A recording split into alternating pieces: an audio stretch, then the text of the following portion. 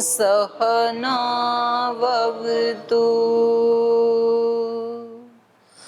सहनौ भुनक्तु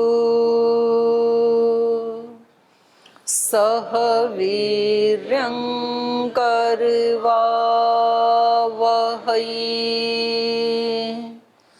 तेजस्विनावधीतमस्तु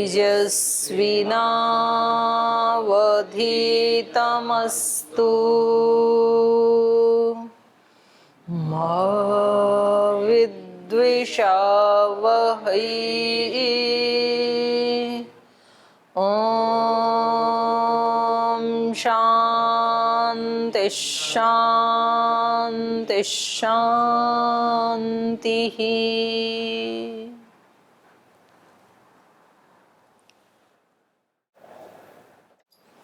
क्या पूछ रहे थे आप भी? वाद के विषय में। तो वाद में क्या समझ में नहीं आई? ये भाष्य वाली पंक्ति। चल दोबारा देख लें। वादः खलु नाना प्रवक्त्रिकः। वाद क्या होता है? एक से अधिक उसमें वाद बोलने वाले होते हैं, प्रवक्ता होते हैं। प्रत्यधिकरण साधनः। दूसरी बात, प्रत्येक जो होता है उसका अपना एक अधिकरण होता है, अधिकरण से संपन्न होता है। साधन मतलब प्रत्येक का अपना एक पक्ष है, हेतु है, उसका एक आश्रय है ना। तो कोई एक सिद्धांत कोई तो लेके चलेगा प्रत्येक व्यक्ति, तो अपने उसका जो सिद्धांत है उसको क्या कहा? प्रत्यधिकरण साधनः। वाद ऐसा होता है जिसमें अनेक प्रवक्ता होते हैं। अनेक का मतलब न एक, अनेक, दो या दो से अधिक। प्रत्यधिकरण साधन, प्रत्येक का अपना अलग अलग पक्ष होता है या सिद्धांत है। अलग अलग पक्ष को या सिद्धांत को कहने वाला होता है हर व्यक्ति। और अन्यतर अधिकरण निर्णय अवसानः। एक या अनेक व्यक्ति जो वाद कर रहे हैं उनमें से अन्यतर, अन्यतर माने कोई एक,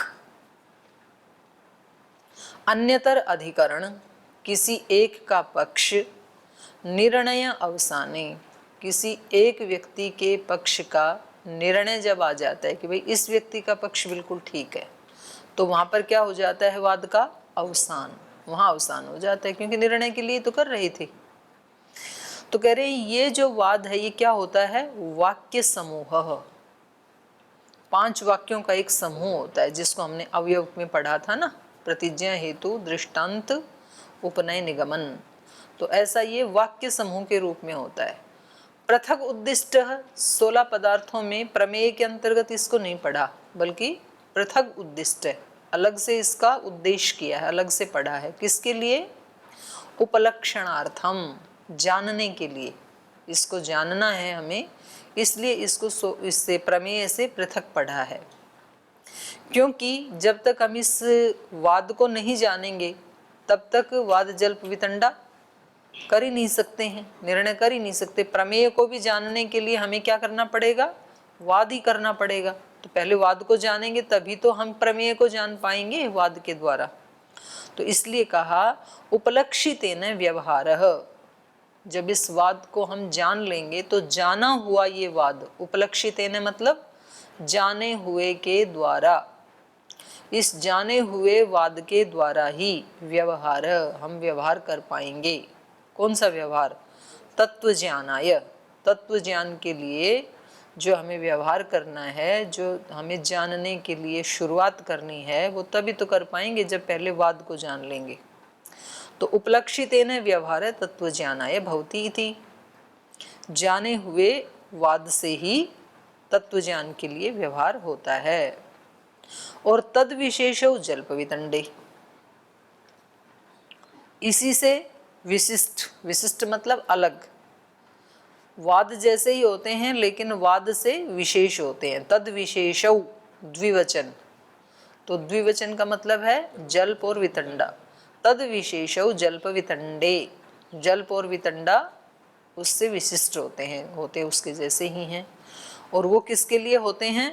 तत्व अध्यवसाय, वो भी तत्व का अध्यवसाय करने के लिए ही होते हैं।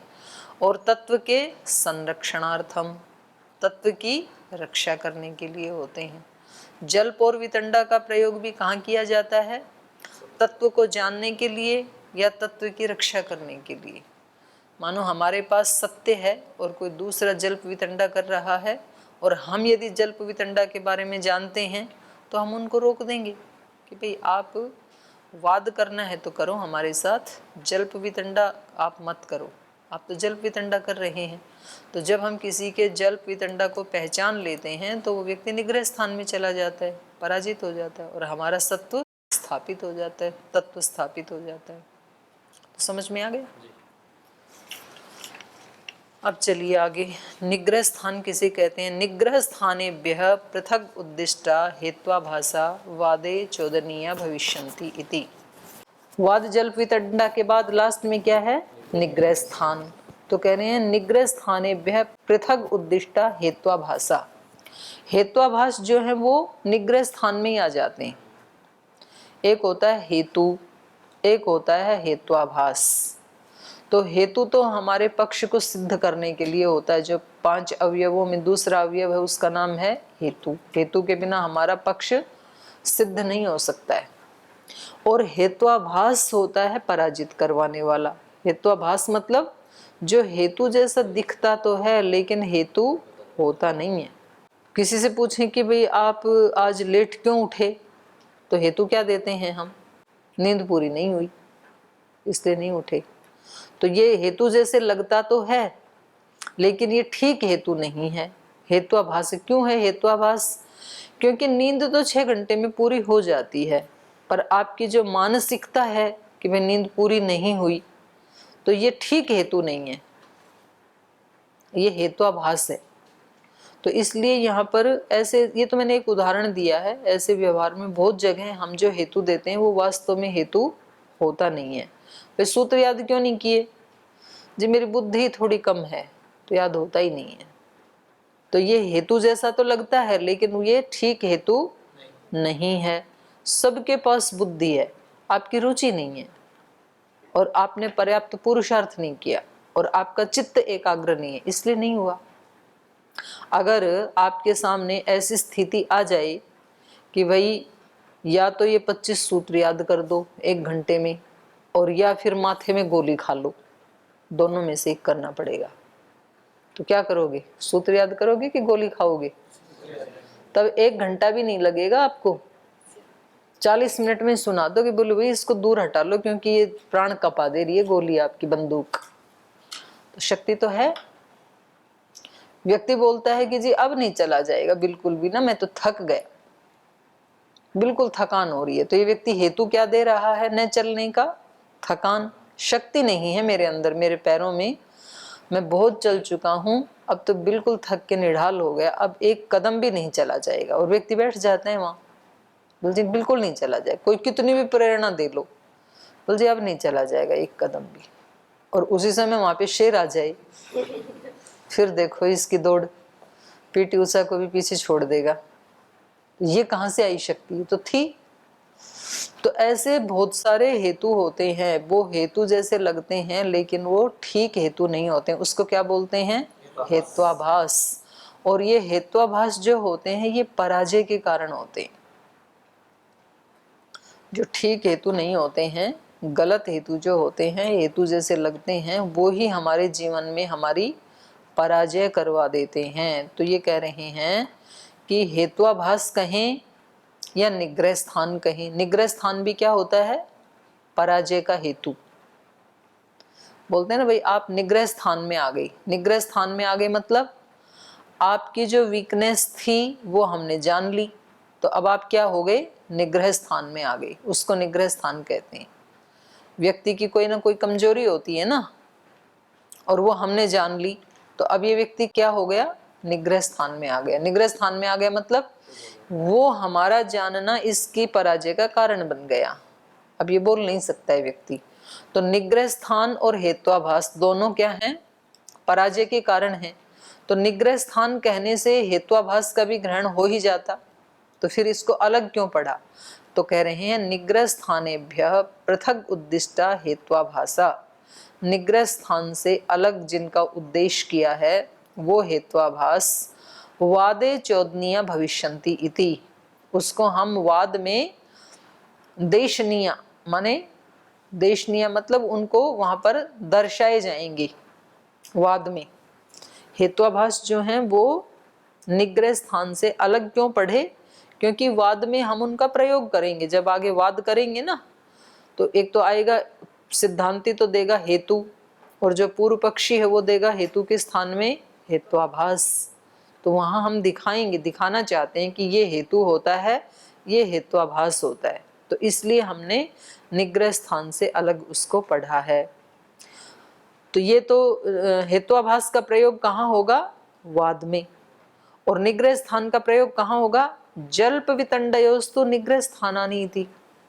जल्प और वितंडा तो अपने आप में ही क्या है, निग्रह स्थान है, पराजय का कारण है। जल्प और वितंडा करना ये तो अपने आप में ही क्या है, पराजय का कारण है। जो व्यक्ति ये चाहता है कि मैं दूसरे को हरा करके अपने आप को विजयी बनाऊं, तो वो व्यक्ति तो पहले ही हारा हुआ ही समझो आप, क्योंकि उसके अंदर संस्कार क्या है, दूसरे को हराने का। दूसरे को छोटा बना के जो खुद बड़ा होना चाहता है वो तो पहले ही छोटा हो ही गया। दूसरे को नीचा दिखा के जो अपने को महान दिखाना चाहता है वो पहले खुद नीचा हो ही गया। तो ये वितंडा क्या होता है, दूसरे को पराजित करने की इच्छा। वाद में ऐसा नहीं होता है, वितंडा में ऐसा होता है। तो वितंडा अपने आप में ही क्या है, निग्रह स्थान है। दूसरे का बुरा सोच के अपने आप को आप अच्छा प्रदर्शित करना चाहते हैं तो आप बुरे हो ही गए पहले, इसलिए आप कभी अच्छे बन सकते नहीं हैं। अच्छा व्यक्ति कब बनेगा, जब वो अच्छा बनने का भाव रखेगा, अच्छा बनने का कर्म करेगा। भाई हम अच्छा बनने के लिए ये काम कर सकते हैं, वो हम अपना करें, आगे भगवान जो भी फल देगा ठीक है, तो वो व्यक्ति तो अच्छा बन जाएगा। और जो ये सोचता है कि मैं इस व्यक्ति की सारी वीकनेस बता दूं, जो मेरा कॉम्पिटिटर है, तो अगर ये डाउन हो गया तो मैं तो अपने आप ही ऊपर आ ही जाऊंगा फिर, तो वो व्यक्ति कभी भी ऊपर नहीं आएगा, क्योंकि उसके दिमाग में क्या चल रहा है, नेगेटिविटी, वितंडा चल रहा है उसके दिमाग में, दूसरे को पराजित करने का भाव चल रहा है, इसलिए वो विजयी नहीं होगा। तो वितंडा अपने आप में क्या है, निग्रह स्थान। और ऐसे ही जल्प भी अपने आप में निग्रह स्थान ही है। वितंडा नहीं, ये जल्प की बात कह रही थी मैं। दूसरे को पराजित करने का भाव किसमें होता है, जल्प में। तो जल्प में व्यक्ति पराजित होने ही वाला है, और वितंडा तो विशुद्ध रूप से निग्रह स्थान है, क्योंकि वितंडा तो होता ही वो है कि मेरा तो कोई पक्ष नहीं है, बस मेरा तो एक ही काम है, दूसरा कुछ भी अच्छा करे उसको मुझे खंडन करना है। ये जो आतंकवादी होते हैं, जो दूसरे को नुकसान पहुंचाते हैं, उनको नुकसान पहुंचाने से इनका कोई भला होता है क्या, वो तो खुद ही मर जाते हैं। तो पहले तो वो अपनी जान हथेली पे रख करके ही आगे कदम बढ़ाते हैं। उनको पता ही होता है कि या तो हम मारे जाएंगे कहीं, या पकड़े जाएंगे, जेल आदि में सड़ेंगे, उसको स्वीकार करके भी वो काम करते हैं। तो ये क्या है, ये वितंडा है। तो ये तो अपने आप में ही क्या है, निग्रह स्थान है। वो तो पहले पराजय या मौत को स्वीकार करके ही उधर कदम बढ़ाते हैं। तो इसमें उनका कोई अपना तो लाभ होता नहीं है, बस एक ये हो गया कि मुझे तो जिंदगी भर यही काम करना है, दूसरे को मारना। और यदि वो अपना प्रयोजन बता देता है, उससे कोई पूछे कि भाई तुम क्यों मार रहे हो दूसरे को, तो बोल जी मैं इसलिए मार रहा हूं कि ज्यादा लोगों को मारने से मुझे जन्नत मिलेगी, तो फिर वो भी वैतंडिक नहीं है, क्योंकि उसका अपना एक पक्ष हो गया। तो उस कारण से फिर ही आ जाएगा जल्प की कोटि में। तो इसलिए कहा जल्प वितंडयोस्तु निग्रह स्थानानि इति। जल्प और वितंडा क्या है, निग्रह स्थान है। और हेत्वाभास को अलग से क्यों पढ़ा, क्योंकि वो वाद में प्रयुक्त होगा। तो छल जाति निग्रह स्थानानाम पृथक उपदेशः उपलक्षणार्थम इति। छल जाति और निग्रह स्थान ये क्या है, एक जैसे से ही हैं। ये जाति भी पराजय का कारण होती है, छल भी पराजय का कारण होता है, निग्रह स्थान भी वही है। तो कहा छल जाति निग्रह स्थानानाम, छल जाति और निग्रह स्थानों का पृथक उपदेश है, अलग से उपदेश करना किस लिए है, उपलक्षणार्थम, उसको जानने के लिए किया है, कि हम जानें, ताकि दूसरा व्यक्ति जब हमारे साथ छल करे तो हम उसके छल को पहचान करके उसके छल से छले ना जाएं। जब दूसरा व्यक्ति हमारे ऊपर जाति या निग्रह स्थान का प्रयोग करे तो हम उससे बच जाएं। इसलिए हमें जानना है। तो ये किस लिए अलग से पढ़े हैं? उपलक्षणार्थम, स्पष्टता से जानने के लिए और जान करके उस व्यक्ति को बताने के लिए। आगे, उपलक्षितानाम स्ववाक्ये परिवर्जनम छल जाति निग्रह स्थानानाम परवाक्ये पर्यनुयोग। उपलक्षितानाम, जब हम इनको जान लेंगे तो ये जाने हुए छल जाति निग्रह स्थान स्ववाक्ये परिवर्जनम, अपने वाक्य में तो हम इनका प्रयोग नहीं करेंगे। क्यों प्रयोग नहीं करेंगे? क्योंकि ये पराजय के कारण है। तो अपने जीवन में तो इनका प्रयोग, अपने पक्ष में तो इनका प्रयोग करेंगे नहीं। स्ववाक्ये परिवर्जनम छल जाति निग्रह स्थानानाम, और परवाक्ये पर्यनुयोग, दूसरे के वाक्य में, वाक्य का मतलब है यहाँ पर पंचावयव, दूसरे के वाक्य में यदि कोई इसका प्रयोग कर रहा होगा तो हम उसका पर्यनुयोग, उसको हम पहचान लेंगे और उसको हम खंडित कर देंगे। तो इसलिए इनको हम जानना चाहते हैं, इसलिए इनका अलग से यहाँ पर वर्णन किया गया है। क्योंकि ये व्यक्ति के मन में प्रश्न उठता है ना कि भाई अच्छी अच्छी चीज तो जाननी चाहिए, पर बुराई को भी क्यों जानना चाहिए? क्योंकि हम ये अच्छी अच्छी चीजें क्यों जान रहे हैं, तत्व ज्ञान क्यों कर रहे हैं? इनका निश्रेष की प्राप्ति के लिए। पहले सूत्र में बताया ना कि इन 16 पदार्थों को यदि आप यथार्थ रूप में जान लेते हैं तो आपको निश्रेष की प्राप्ति हो जाएगी, मोक्ष की प्राप्ति हो जाएगी। तो मोक्ष की प्राप्ति के लिए यदि हम चले हैं तो इन नेगेटिव चीजों को भी हम क्यों जाने? अच्छी अच्छी को तो जाने, प्रमाण प्रमेय आदि को तो जाने, पर छल जाति निग्रह स्थान इसको क्यों जाने? तो इसको इसलिए जाने कि ताकि दूसरे व्यक्ति तो प्रयोग कर सकते हैं ना हमारे साथ गलत चीज का, तो उनकी गलती को, उनकी बुराई को पहचान के हम उससे बच सकें, इसलिए हमें ज्ञान उसका भी होना चाहिए। जब व्यक्ति ड्राइविंग करता है तो व्यक्ति बोलता है जी मैं तो बिल्कुल ठीक चल रहा था रोड के ऊपर, मैंने तो कोई गलती नहीं की, मैं तो अपनी साइड में चल रहा था और दूसरे व्यक्ति ने रॉन्ग साइड आके मेरे को टक्कर मार दी। तो इतना कहने से इस व्यक्ति को कोई पारितोषिक नहीं मिलेगा और इस व्यक्ति को अच्छा ड्राइवर नहीं माना जाएगा। अच्छा ड्राइवर तो वो ही होता है कि जो मार्केट की भीड़ में से गाड़ी को निकाल ले और उसको एक छोटी खरोंच भी ना आने दे। भाई कोई भी नहीं है रोड पे, आप अपनी साइड में चल रहे हैं, उस समय कोई एक्सीडेंट नहीं होता है, ये तो स्वाभाविक ही है। इसमें ड्राइवर की क्या कुशलता है? ड्राइवर की कुशलता ये है कि खुद अपनी ड्राइविंग भी ठीक से करे और दूसरा कोई गलत ड्राइविंग कर रहा है उससे भी बचना जाने। ये व्यक्ति इतनी स्पीड में आ रहा है, रॉन्ग साइड आ रहा है, तो पहले से ही उसको देख करके अपना बचाव करे। और जितने भी एक्सीडेंट होते हैं उसमें दोनों में से एक की तो गलती होती ही है, दूसरे की थोड़ी कम गलती होती है। थोड़ी कम गलती ये है कि उसने उसकी गलती को पहचाना नहीं, इसलिए वो भी उसमें। ज्यादा गलती तो एक की होती है ना, नींद एक को आती है। अगर दोनों अपनी अपनी साइड में ठीक से चल रहे होते तो एक्सीडेंट होना ही नहीं था। तो इसलिए यहाँ पर क्या कहा कि हम इनको इसलिए अलग से यहाँ उपदेश किया है कि हम अपने वाक्यों में तो इसका गलत का प्रयोग ना करें, ताकि हम कहीं निग्रह स्थान को प्राप्त ना हो, और दूसरा यदि प्रयोग करे तो उसको हम पहचान सकें और उसका निवारण कर सकें। तो इसलिए जानना चाहिए। तो इससे ये भी पता लग रहा है कि कभी भी जीवन में यदि विजय प्राप्त करनी है तो गलत तरीके को अपनाना नहीं है। लोग विजय प्राप्त करने के लिए गलत तरीके को अपना लेते हैं। जैसे धनवान बनना है तो झूठ भी बोलेंगे, छल भी करेंगे, कपट भी करेंगे, किसी को धोखा भी देंगे, ये न के न प्रकारेण मुझे तो धनवान बनना ही है। बन भी जाएंगे आप तो फिर वो चला भी जाएगा। जैसे आया है बिना पुरुषार्थ के, वैसे ही वो चला भी जाएगा। फिर फलीभूत तो अपने वाला ही होगा, क्योंकि भगवान नाम की भी तो शक्ति है ना इस संसार में, वो भी तो न्याय करती है। तो अपने पुरुषार्थ से जो नहीं कमाया वो कभी भी जा सकता है, उसके लिए तैयार रहना चाहिए व्यक्ति को। और अपने पुरुषार्थ से कमाया है, वो चला भी गया तो हम दोबारा खड़ा कर लेंगे, क्योंकि पुरुषार्थ करना हमें आता है ना, दोबारा खड़ा कर लेंगे हम। तो भरोसा किस पे रखना चाहिए व्यक्ति को? खुद के पुरुषार्थ पर और भगवान की कृपा पे। ईश्वर की कृपा होनी चाहिए, अपना पुरुषार्थ होना चाहिए, फिर हमारा ऐश्वर्य कहीं नहीं जाएगा, वो किसी भी प्रकार का ऐश्वर्य क्यों ना हो। जातेश्च परेण प्रयुज्यमानायाः सुलभः समाधि स्वयं च सुकरः प्रयोग इति।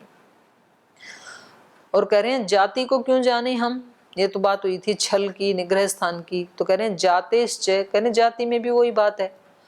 परेण प्रयुज्यमानायाः, अगर किसी दूसरे व्यक्ति ने जाति का प्रयोग किया तो सुलभः समाधि, हमारे लिए समाधान सुलभ हो जाएगा, क्योंकि हम तुरंत बता देंगे भाई आप जाति का प्रयोग कर रहे हैं। जाति का मतलब यहाँ पर ब्राह्मण क्षत्रिय वैश्य शूद्र ऐसे वाली जाति नहीं। जाति का मतलब क्या है, इसी में तो आया, इसी प्रथम पाद में लास्ट वाला सूत्र बोलो, जाति किसे कहते हैं, निकालो, लास्ट में निकालो। हाँ बोलो, जाति किसको कहते हैं?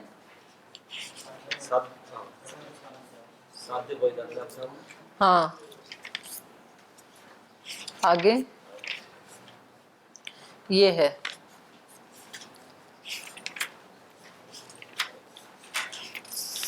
दृष्टांत, सिद्धांत, और दूसरे पाद के लास्ट में साध्य वैधर्म्यात् प्रत्यवस्थानम।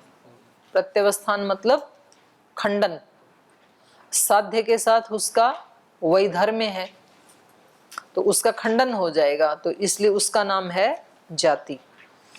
ये देखो यहां निकालो आप, ये दोनों जाति और निग्रह स्थान, ये दोनों पराजय के कारण होते हैं।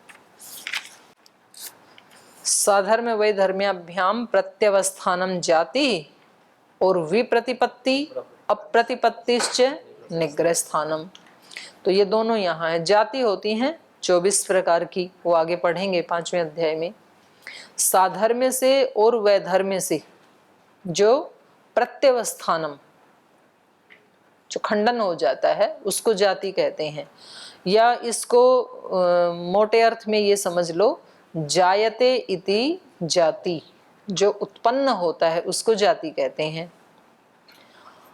और निग्रह स्थान किसको कहते हैं? विप्रतिपत्ति। विप्रतिपत्ति माने विपरीत ज्ञान, और अप्रतिपत्तिश्च अज्ञान। विपरीत ज्ञान और अज्ञान को निग्रह स्थान कहते हैं। तो आदमी के पास यदि विपरीत ज्ञान है किसी चीज का तो भी वो हार जाएगा। उल्टा ज्ञान, सुखदायक चीजों को दुखदायी मानता है, दुखदायी वस्तुओं को सुखदायी मानता है। ये क्या है? विप्रतिपत्ति, विपरीत ज्ञान है ये। और एक किसी वस्तु के बारे में ज्ञान है ही नहीं, अज्ञान, तो ये दोनों क्या होते हैं? पराजय के कारण होते हैं ये। तो यहाँ पर कहा जातेश्च, जाति के भी, परेण प्रयुज्यमानायाः, दूसरे के द्वारा जब जाति का प्रयोग किया जाएगा तो सुलभ है समाधि, हमारे लिए समाधान करना, समाधान पाना सुलभ हो जाएगा, क्योंकि हम उसकी जाति को पहचान लेंगे और वो निग्रह स्थान में चला जाएगा और हमारी विजय हो जाएगी। स्वयं च सुकरः प्रयोग, और हमें भी कहीं ये अपवाद रूप में प्रयोग करना होता है। स्वयं च सुकर प्रयोग, हमने यदि कभी प्रयोग करना पड़ा आपत धर्म में जाति का, तो हम उसके बारे में जानते होंगे तो उसका प्रयोग सुकर हो जाएगा हमारे लिए। स इयम आन्वीक्षिकी प्रमाण आदि भी पदार्थ विभज्यमानाः प्रदीपः सर्व विद्यानाम उपाय सर्वकर्मणाम आश्रय सर्वधर्माणाम विद्योद्देशे प्रकीर्तिता।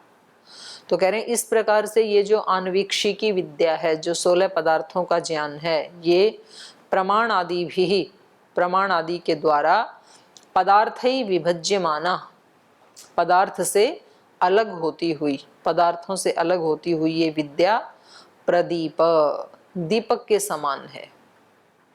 सर्व विद्यानाम उपाय, और सब विद्याओं को सीखने का ये उपाय है आन्वीक्षिकी विद्या। व्यक्ति को एक बार ऑपरेशन करना आ गया तो फिर वो हर चीज का ही खोल करके एनालिसिस करेगा, सब चीजों को जानना सीख जाएगा। तो इसलिए इसको क्या कहा, प्रदीप। प्रदीप क्या करता है, सब वस्तुओं को दिखा देता है। तो ये विद्या, न्याय विद्या क्या है, सब चीजों को ठीक ठीक दिखाने वाली है। और सर्व विद्या नाम उपाय, सब विद्याओं को सीखने का ये उपाय है। सर्व कर्मणाम आश्रय सर्व धर्माणाम, सब धर्मों का और सब कर्मों का ये आश्रय है। इसी के आश्रय से सभी कर्म और सभी धर्म होते हैं। इस प्रकार से विद्योददेशे प्रकीर्तिता, विद्याओं में ये कीर्ति को प्राप्त कराने वाली आन्वीक्षिकी विद्या है। 18 प्रकार की विद्याएं कही हैं, उनमें ये सर्वश्रेष्ठ है। तदिदम तत्व ज्ञानम निश्रेष अधिगमश्च यथा विद्यम वेदितव्यम। तो इस प्रकार से इस विद्या के ज्ञान से तत्व ज्ञानम, तत्व ज्ञान होता है, निश्रेष अधिगमश्च मोक्ष की प्राप्ति होती है, यथा विद्यम वेदितव्यम। तो जैसा इसके बारे में यहाँ विधान किया है वैसे ही उसको जान लेना चाहिए। यह तो अध्यात्म विद्यायाम आत्मा आदि तत्व ज्ञानम तत्व ज्ञानम। तत्व ज्ञान किसको कहते हैं, बोले आत्मा आदि का जो यथार्थ ज्ञान है उसी को तत्व ज्ञान कहा है। निश्रेष अधिगमो अपवर्ग प्राप्ति रीति, निश्रेष क्या है, अपवर्ग की प्राप्ति, अपवर्ग मतलब मोक्ष की प्राप्ति। तो इस प्रकार से ये प्रथम सूत्र यहाँ समाप्त होता है और आज का समय भी समाप्त हो गया। दूसरा सूत्र कल पढ़ेंगे। आज इतना ही।